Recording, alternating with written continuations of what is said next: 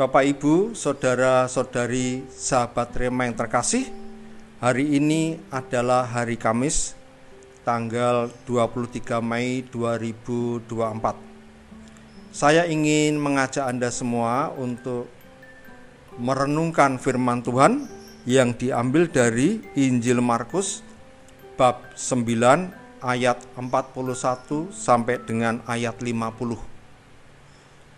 Judul atau tema yang saya tawarkan adalah marilah kita belajar untuk makin waspada, tegas, dan bijaksana menghadapi tawaran-tawaran yang ada di sekitar kita.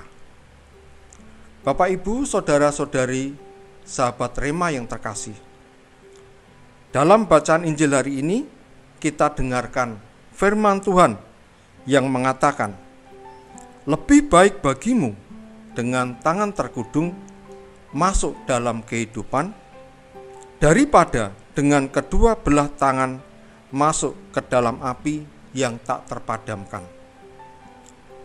Lewat firman ini, Tuhan Yesus ingin mengajak para murid supaya para murid bersikap waspada, hati-hati terhadap berbagai macam tawaran dari ajaran-ajaran yang bisa menyesatkan. Tuhan Yesus mengajak para murid supaya tidak menjadi bagian dari para penyesat-penyesat itu, atau bahkan membuat hidup para murid itu tersesat. Maka Tuhan Yesus mengingatkan, lebih baik para murid itu bersikap tegas, tetapi juga bijaksana menghadapi ajaran-ajaran yang menyesatkan itu. Nah, kalau firman Tuhan ini kita hadapkan dengan situasi kita saat ini, kita pun juga menghadapi situasi yang sama. Sekarang ini ada begitu banyak tawaran-tawaran yang berseliweran di sekitar kita. Tidak semua tawaran itu baik. Kerap kali tawaran-tawaran itu malah menyesatkan kita, menjatuhkan kita dalam dosa, dan membuat kita jauh dari Allah. Bahkan kerap kali kita sendiri juga ikut menyesatkan orang lain karena kita ikut mewartakan tawaran-tawaran yang sesat itu kepada orang lain. Nah, menghadapi situasi ini, Tuhan mengajak kita untuk mengembangkan 3 sikap utama. Yang pertama adalah waspada.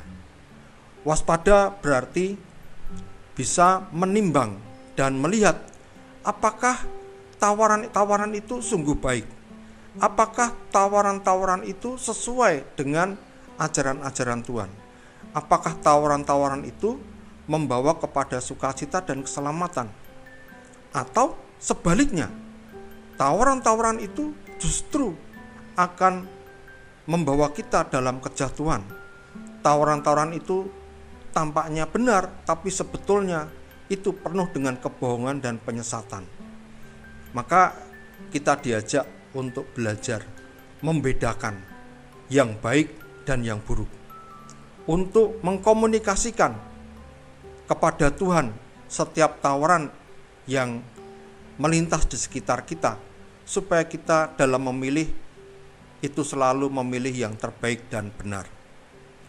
Yang kedua, bersikap tegas. Kita diajak supaya kita tidak kompromis dengan tawaran-tawaran yang menyesatkan. Kita diajak untuk bersikap tegas. Lebih baik kita menolak, kita lebih baik kita tidak menerima tawaran-tawaran itu daripada kita jatuh di dalam dosa. Meskipun ketika kita menolak itu ada begitu banyak kesulitan yang bakal kita alami. Yang ketiga, kita diajak untuk bijak. Bijak dalam arti bahwa kita bisa melokalisir kalau sesuatu terjadi dalam kesulitan yang kita alami. Dikatakan di sana, lebih baik dengan tangan terkudung masuk dalam kehidupan daripada dengan kedua belah tangan masuk dalam api yang tak terpadamkan.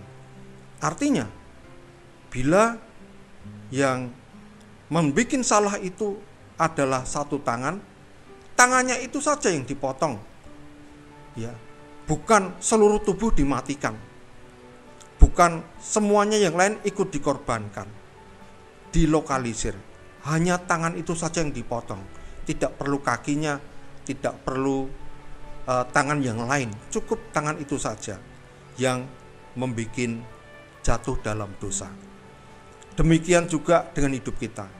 Manakala kita terhanyut di dalam tawaran yang menyesatkan, kita diajak untuk bersikap bijak. Kita lokalisir masalahnya. Jangan sampai kita menggeneralisir masalah seolah-olah semuanya itu menjadi buruk, seolah-olah semuanya itu menjadi rusak. Tetapi mari kita lihat dengan lebih seksama, mana yang sungguh-sungguh rusak, mana yang masih baik dan bisa dibenahi. Kebijaksanaan sangat dibutuhkan dalam hal ini, supaya dengan demikian kita semua juga bisa menghadapi setiap godaan, setiap tawaran yang menyesatkan itu dengan penuh kehati-hatian. Semoga Bapak Ibu, saudara-saudari, sahabat Rema yang terkasih, dalam hidup ini kita juga menjadi murid-murid Tuhan Yesus yang terpercaya, karena kita adalah orang-orang yang bisa menempatkan diri menghadapi segala macam tawaran. Kita waspada, kita tegas, tapi kita juga bijaksana. Semoga Tuhan memberkati kita. Keluarga kudus, doakanlah kami. Berkat Tuhan melimpah atas hidup kita semua, dalam nama Bapa dan Putra dan Roh Kudus. Amin.